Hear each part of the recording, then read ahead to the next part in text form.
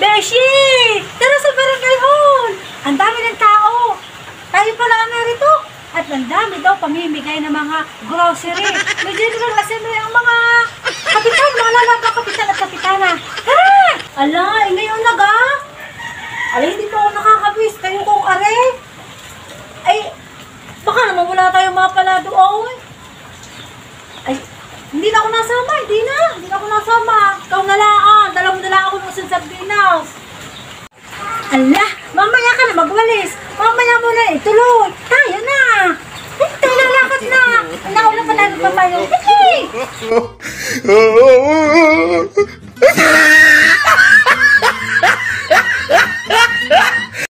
At yun nga, at kahit naulan, ay yagyag sa barangay hall. Sige. Hello po! Maulang araw po sa ating lahat ngayon. Napakalamig po sapagkat naulan. Kita niyo naman po ang panahon. Pero hindi po patitigil ang ating mga pinagpipitagan ng mga kandidato bilang kapitan at kapitana ng ating barangay. Ngayon po ay ating masasaksihan ang kanilang mga pangako, ang kanilang mga advokasya at ang kanilang mga layunin sa ating barangay. At ngayon nga po ay ating tunghayan ang kanilang mga sasabihin, pakinggan mabuti at namnamin, isipin mabuti sapagkat malapit na ang halalan. Halalan malapit na, kaya vote wisely. So ito po ang kanyang lingkod at sana po ay huwag niyo akong iiwanan kahit po malakas ang ulan.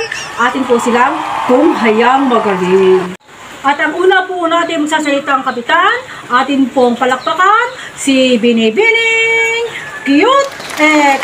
Siya po ay kilala bilang si Ginang Cute X. Maraming salamat sa pag-imbita sa akin at sa pagdalo nyo dito sa ating General Assembly. Ako nga po ay si Binibining Cute X. Sa mga kababaihan, ang akin pong mapapangako ay libre po ang inyong mga Cute X. Kasi mahilig po ako sa Cute X at lagi niyo pong tatandaan ang lahat ng mga kababaihan na ka-Cute X itinagalang sa tahanan. Salamat po. At matapos po natin siyang matunghayan, ito naman po ang pangalawang lalaban bilang kapitan ng ating barangay, si Binibining May Yabang. Siya po ay kilala bilang May Yabang sapagkat yun po ang kanyang pangalan. Siya po ay pinakamayaman sa ating barangay at pakinggan po natin ang kanyang mga advokasya sa ating minamahal na barangay.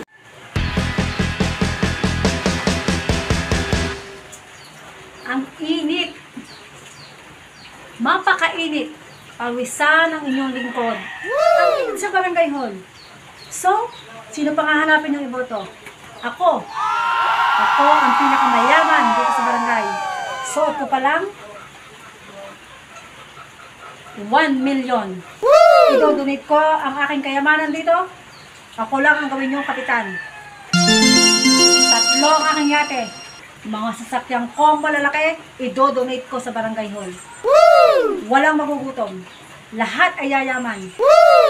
Ako ang inyong boto. Walang problema. Lahat nakakakain. Ang init sa barangay hall.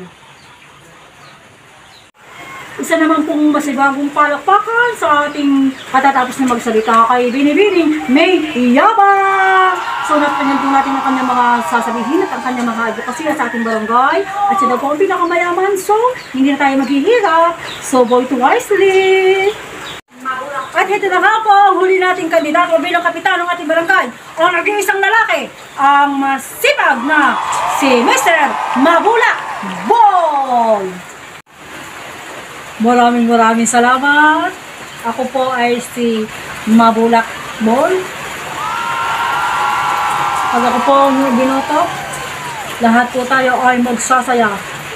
Ang kaisa-isa niyong kapitan, Mabulak Boy. Siyempre, tayo'y gagala, magja-jamming, magsasaya, Mabulak Boy. Ako na po ang iboto para wala nang kalukutan magaganap sa ating barangay. Mabulak Boy. So ayun na, napakinggan natin ang mga sinasabi, awithin ni Mr. Mabulakbol sa ating barangay. So bahala na kayo kung sino sa kanila ang ating iboboto. Basta ang masasabi ko lang sa inyo ay vote wisely! At yun nga po nagtatapos ang ating programa, ang General Assembly ng ating mga kapitan at kapitana na lalaban ngayong eleksyon at mamumuno nangangako na pagbabago sa ating barangay. So bago yan, ito po ang inyong lingkod na napakamasayahin, vote wisely! At natapos na nga po ang assembly at umuwing luhaan ng magkaibigan, walang sardinas at walang magi. Maraming salamat po sa inyong panonood ng aking mini vlog at ang aking mga video. God bless us all. Thank you, thank you!